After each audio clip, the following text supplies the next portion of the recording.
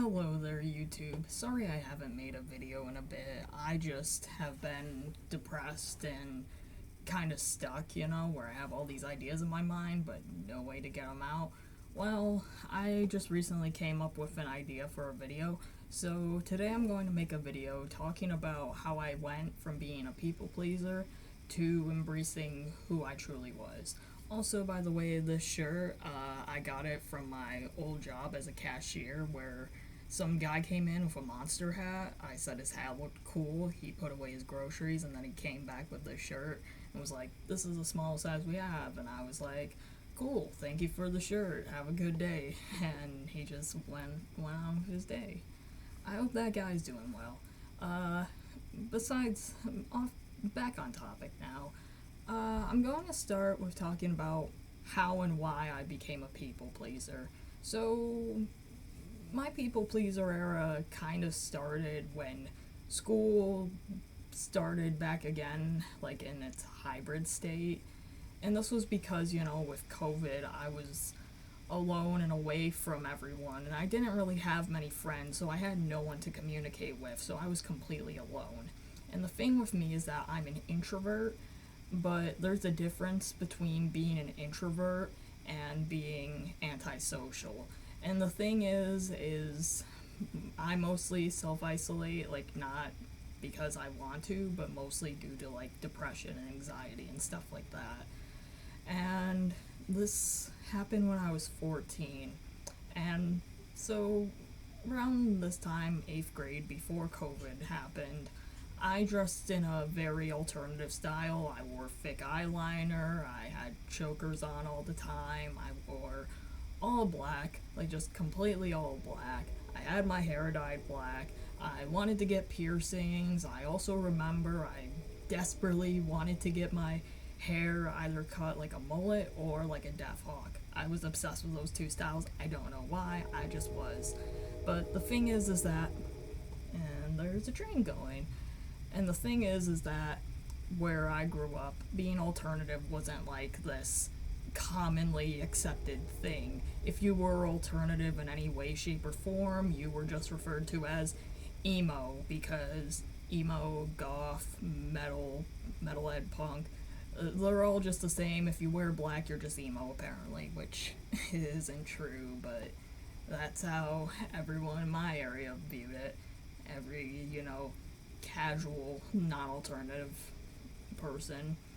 And because of this, I realized that just to be able to survive socially, well, it wasn't really a realization, but at that time I was so depressed and just so miserable, I was like, no one's going to accept me, so I need to fit in. So I cut my hair to my ears, and it was undyed. And I remember when I first had my hair cut short, I liked it because it looked more masculine and people gendered me more correctly. But what also happened was that all the medium and long hairstyles I wanted, I couldn't really do. Like, the most I could do was, like, when it was a bit overgrown, I could just do a side swipe bangs, kinda, with, like, a hat. But otherwise, I didn't really have any means to express myself through my hair. I also didn't have any piercings. I even took out my earlobe piercings because I didn't have any jewelry I considered masculine enough or conventional enough.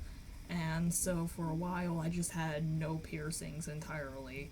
And for a while, I thought that to be accepted and to fit in, that I had to conform and to look this certain way.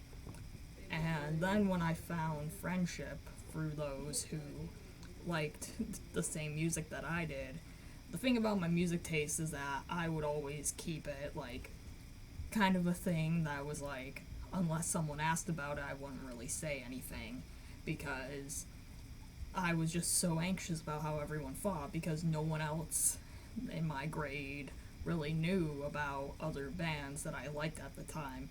And at this time, I was into like industrial and like basic beginner metal bands and stuff like that. So I found my community amongst metalheads and like, anyone like that. but everyone outside that group I didn't know. And there wasn't really like an exact metalhead or goth group. It was just really, if you were alternative, you just kind of buddied up and just stay by to each other's side, because my school was small, there wasn't really many kids, let alone many alternative kids, so we all just had to, bond with who we could. And a lot of it was this a lot of the alternative kids in my school, some of them also had a normal phase. And, you know, when you do go into a normal phase, when you are alternative, everyone who's not alternative, will be like, oh, that's weird, that's not usual for you, but, it's better now because you're not weird. And it really does go to show, like, some people will like a fictional version of you more, but they only like that fictional version of you if they're convinced that that fictional persona you put on is genuine. Which, the thing is that I couldn't keep up that persona. I couldn't just lie to everyone and myself and be like, oh yeah, I'm completely conventional and straight and I'm just like any other guy. I realized that that wasn't really something that I wanted to aspire to or could. And by the time I was set to leave high school in my last year, I just completely let my style go. I started wearing eyeliner more, I let my hair grow out, I gave myself bangs, and the couple months before before my sophomore year ended, and in my last year, my junior senior year, I just went out. I wore band shirts all the time. I styled my hair differently. And at the end of the year, I also got my septum. And and this is my favorite piercing that I've ever gotten. It's a piercing I've wanted ever since I was 10 years old, and at 17, I finally got it. But another thing with being alternative in school before I got out was that everyone started noticing my change in style, and the other alternative kids in my school, they liked it. They thought it was cool. They were like, "Oh, you're alternative again. This is cool. Like we should hang out and stuff." And through that, I met many more friends when I did start to open up about my style and to be myself. And maybe I didn't have as much friends as I did when I had my normie phase, but the friends that I have now are so much better, and I wouldn't trade them for anything. Because even though I might not hang out with them all the time, I still always keep them in my thoughts because I would not be the same without them. They genuinely helped me out so much, and I do not know where I would be without them. And when I did finally graduate, these friends stayed in my life. They stayed in my life. They loved my style. They loved who I was. They embraced me for me. And that was something that I was never used to. And I remember, like, I was talking to my one friend, Jeremy, and I remember he was talking about when he first met me and how different I was and how, like, normal I looked, but then eventually with time, I embraced my more alternative style. And he said that yeah, he was like, yeah,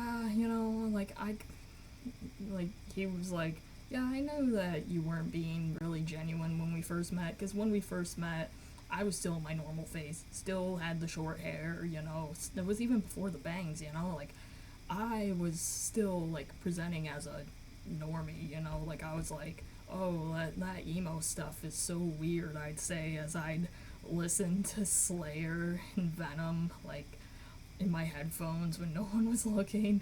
And then I remember everyone in my old friend group would joke about how I was, like, secretly into guys because I would look at, like, the band photos of Venom, and if you haven't seen the band photos of Venom, it's a bunch of British dudes and, like, Judas Priest leather gear and stuff.